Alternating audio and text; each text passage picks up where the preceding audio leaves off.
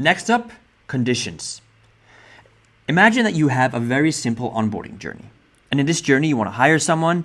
So the first thing you want to make sure happens is that they get an onboarding form. In the form, they're asked a bunch of questions, things like their nationality. Next up, you add 2 conditions. The first condition says that if they answered that their nationality is not from the United Kingdom, then the branch moves forward and it sends out a form, double checking if they have the right visa, for how long they've been in the UK, and to make sure that you really build the right personalized experience for that new hire. And the other condition, their nationality is from the UK.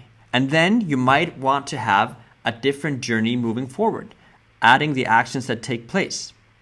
Now let's look at this from the traveler's point of view. Once you've added a person, in this case, person Salvador Dali, to this journey, you'll see that once the journey starts, the form will get sent out, and then a branch will take place. Now only one part of this branch will move forward based on the condition and how this was answered.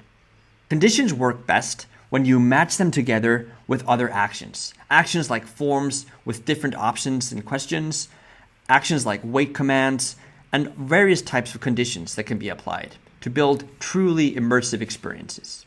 Give it a try.